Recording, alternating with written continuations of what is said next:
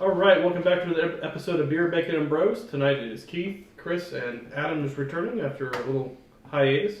Hey, I'm back. He's back though, that's right. So we're going to jump into some way too early predictions for the 2024 Women's College Basketball Championship. But before we do that, make sure you're subscribing to the channel. It's free to you. We're on the push for 300. All of those who are subscribed, we love you. Thank you very much for all that you guys do. And make sure you're leaving some comments and some likes. We'll get back to every comment that you give. And like I said, like the videos, helps us get the videos out there so they can be seen by more and more people. Helps them get more popular. There you go. So like I said, we're going to jump into some way too early predictions for the 2024 College Women's Basketball National Championship next year. This year, of course, LSU won their first women's championship in Kim Mulkey's second year at LSU? Yes, Or third year. Second year at LSU. So, But she got what? She got three? She's got She's four got now. four now. She had three at Baylor and then 1 year. Yeah, she got him with that Russian evacuee person. Yeah, She got two of those, yeah. So two anyway, there. but yeah, so LSU took topple off Iowa in the championship on Sunday. So looking at it, Chris is just pulling up some of the players, some of the odds. Next year, the hands-on favorite to win is UConn, getting Paige Buckers back. Paige Buckets, as we like to call her, Paige Buckets. because every time she throws the ball up, it goes in. So She's good. yeah, she's good. She makes that team so much more dynamic. She's when good she's too. on- Aaliyah Edwards is good. Edwards, yeah. When she's on the court. So, but yeah, going into next year, like I said, UConn's the #1 favorite going in. You got Iowa, LSU. Iowa, LSU are tied Tied. at plus 700 to be in the second run. Virginia Tech at 750, which I'm going to dive into because I don't really agree with that. Utah at 750 as well. I can get behind that after looking at their roster and returning. Indiana at 1,000. plus South 1,000. Carolina coming in at plus Plus 1,200. Now we are losing a lot of talent off the team, Yeah, but I think with our recruiting and just the players that we had come in this year that didn't play as much, Yeah, they're going to come in next year and have that year of experience, that year of being under the program. yeah. And plus also having the #2 player coming in, or the #2 player in the country coming in. Yeah. And we also had that other girl that was sitting in our chat the other day, the one that could go out there and just drop bombs. Yeah, she's the number Oh, 9 player. She's player. Yeah, you were referencing. Okay, number 1 okay. player in the state. She's the number 2 guard, number 9 player in general in the country. But yeah, I mean, listen, South Carolina losing all five of the freshies. All of them have already confirmed they're leaving. Fletcher is the only other senior that we need to kind of consider, see if she's coming back. I don't think she will. Cardozo, I think, is the best. She's coming back. I think she's the best player that South Carolina is bringing back, and she's the most dominant player. So she's going to get a little bit more. I mean, it's 6'7". It's kind of hard to beat on the women's court. Yeah. So she's going to get a lot more looks this year and a chance to kind of shine on her own. Obviously, Brees Hall and Raven Johnson will be the 2 guards. I do like Raven Johnson coming back. Raven Johnson played with just like a great level of intensity. She played defense very well. She tried to handle Caitlin as much as she could in that Final Four game. Yeah. Is that Saxon coming back, right? No, Saxon's gone. Sha'Carri Saxon's gone. Yeah. Yeah. She was part of the freshman. Yeah. So Saxon and Boston leaving. I don't remember if she was a year after Boston. Well, technically Boston could have come back another year, but I don't blame her. Don told her to go. Yeah. Dawn She's told her number to 1 leave. overall pick. Yeah. So. She's proven herself. Yeah. I really thought she was going to come back, especially after that loss in the Final Four. I thought she was going to potentially come back and try to go out on top. But I mean, good for her going out, and she, like Chris said, she's going to be the #1 pick. So I mean, there's no doubt about it. Yeah, I was a little. I'll be honest. I was a little surprised that UConn was the best odds. I thought LSU or Iowa would be the best odds. Both teams are getting their best players back, right? Caitlin Clark, the best player in the country. Angel Reese, obviously another elite level player. But you talk about UConn now. You're talking about Aaliyah Edwards. You're getting Paige Buckets back.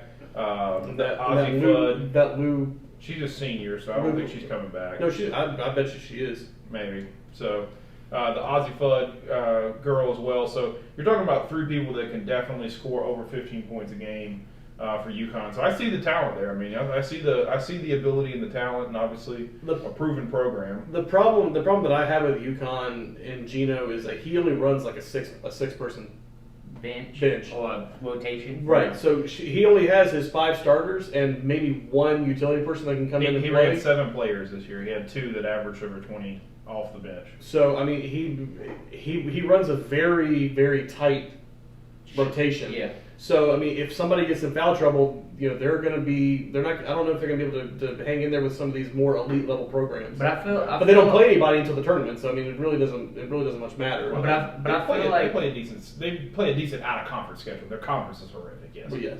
But I feel like for whatever reason, I feel like they play good, clean. They don't find themselves in foul trouble. Yeah. From what I remember watching. Well, they did against South Carolina because South Carolina would push in on them. Yeah. So if they play a bigger team, because South Carolina's offense ran through the paint and right. we were physical and therefore we got calls. But I think overall, UConn plays very disciplined basketball. They typically do. You're right. And so that's the thing is I don't feel like they get themselves in a lot of foul trouble unless you play a certain style of offense where it's real physical in the paint. Right. And then I think sometimes the length, especially for South Carolina, I think the length is what kind of hurt UConn. So you're having to kind of they didn't have right. They didn't have the players to be able to go up against a 6'7" Cardoza or a 6'4" Aaliyah Boston, a 6'5" Victoria Saxton. They didn't have the depth to go up against that. But personally, as good as Iowa is, I think you're losing a key piece in that Monica. Oh, the center guy. Yeah. Cesna or whatever. CZ. Cesano. So I think you're losing. I love how you looked at me like I'm gonna pronounce it. Yeah. I wanted you to give it a shot. Yeah. So I think. Well, they're losing Warnock as well. So they're think, losing two of their three best players. Yeah. But what I'll say is I think that you're taking away Caitlin's outlets. Partner in crime in the pick and roll. Yeah, like her, I'm going to dish it to you. You come set me the pick to either get me open or I'm going to dish it to you. You roll into the basket. Right. And Monica, great player in her own route. Watched her in the Final Four. Great footwork. Really gave Aaliyah Boston and all our bigs trouble down low. Yeah. But I think you're losing where Caitlin Clark. You needed that 1-2 combo. You're losing the two. In your combo here. So. I think Caitlin can still create her own shot. Is still very good. Best player in women's college basketball. By far. Yeah. But with that being said, like I said, you are losing your 1-2 combo that you need to maybe help you get up. But on the flip side of that, Paige Buckets, who I thought was the best player in college basketball 2 years ago, is coming back. Off an injury, but should be healthy. With 3 of the current 4 scorers returning for UConn, yeah. And so I agree why UConn is at the top, and that's why I'm going to take UConn to win it all next year. Okay. I think that the team and her ability to do exactly what Caitlin Clark does, either offensively scoring the ball or being the playmaker, Paige Buckets makes UConn a much more dynamic team when she's on the court. So as long as she doesn't get injured, I think UConn makes a solid run at it next year. And I guess it's not really a sleeper pick, but the other team I really liked watching this year was Virginia Tech. Losing their top 5 best players. I did a little bit of research on these teams that kind of basically to South Carolina, included Stanford as well, Yeah. but. Virginia Tech, this is what doesn't make sense a lot with these odds for me. UConn makes total sense. LSU makes total sense. Iowa makes total sense. Virginia Tech loses their 5 best players. Doesn't make a whole lot of sense. Utah now does return several of their best players. They don't return their best player, but they return the other 3 of the top 4. So that makes sense. Indiana also loses all of their best players. South Carolina obviously losing the 5 best players, possibly a 6th of their rotation, so that makes sense. Stanford as well, losing a lot of players. So. Oh, what about I guess we don't have, but Louisville and. Louisville's down here at plus 5,000. I guess they losing that. A bunch of people. Tennessee must be losing a bunch of people. Maryland must be losing a bunch of people. Yeah. Ohio State was another one. Another good sleeper. Yeah. The only problem I have with the odds for South Carolina, I mean, this may be just because we're homers, but is Don's ability to Just Don's ability to recruit and bring in Talent. top tier talent. Yeah. I mean, so yes, it's kind of like Alabama in college football. They might lose like all these top tier people, but then they have those 5 stars to come right in behind them and do the exact same thing. That's Georgia now, by the way. Well, it's still Alabama. It's still Alabama, but yes, Georgia can do it. Georgia's doing it now too. I tell you, I'm surprised. I'm a little. I don't want to say surprised. I'm intrigued to see if you're an Iowa fan and you're watching this video. I feel like Iowa. This isn't a recruiting thing for Iowa. This needs to be a transfer portal thing for Iowa. You need to go out and If you're get going to people. lose the 2 of the 3 best players, and obviously you got Caitlin Clark, this is a win now season. This is your chance to win a national title. You Go need find to you- go you need find to you go the find big- her the some big- help real quick. Go And find you the best bid you can. you need to buy a player for a year, basically. Yeah. Because this is your chance. LSU losing 2 of their 3 as well. Obviously, they get to keep Angel Reese. You know, that's a little bit of the same situation, I think. But I think LSU's more focused on recruiting and getting across the future. For Iowa, Right. we're buying in this year. We're spending. I mean, Yeah, because outside of Caitlin Clark, who's known anybody that's played women's basketball in Iowa in the last 25 years? I mean, listen, half their roster's from Iowa, so I mean, there's clearly some good women's basketball going on in the state. But I mean, you need to be the New York Yankees right now. You need to be buying in on this year. So I'm gonna take LSU.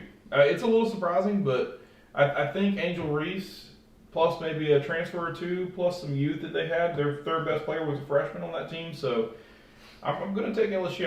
I think the UConn pick's very good.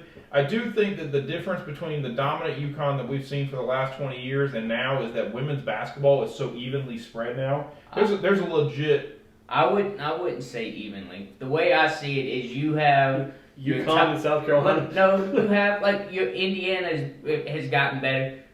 You had North Carolina State there for a minute was in a top 10, but I think your top 8 women's teams Yes. are easily the best in the nation Yes. by far. But then 9 through 25, and then the rest of them, it's like there's a complete, just all of a sudden drop off Yeah. in talent. It just doesn't like. It doesn't seem like they're like. I don't know, like seeing a 15 seed upset a 2 seed isn't gonna happen in women's college basketball. No. No. I mean, and why? I just think there's that level of talent disparity between a 15 and a 2 is there in women's college basketball. Whereas in men's college basketball, it literally is a toss-up. Like, who's going to show up that night and show out? Whereas, I was comfortable taking a top 5 seed out of every bracket all the way to the Elite 8, and then it's like, all right, now make your picks on. Yeah. I think that's fair. I think what I was trying to kind of like get across was it's not just UConn, right? Like, Oh, yeah. when I just had to look it up to make sure I was backing this up. UConn won 4 straight championships from 13 to 16, right? But then since then, UConn hasn't won a championship, and it's been South Carolina, Notre Dame, Baylor, Stanford, South Carolina, and LSU. So you've had basically 5 different champions. Of course, the 2020 season was canceled via COVID.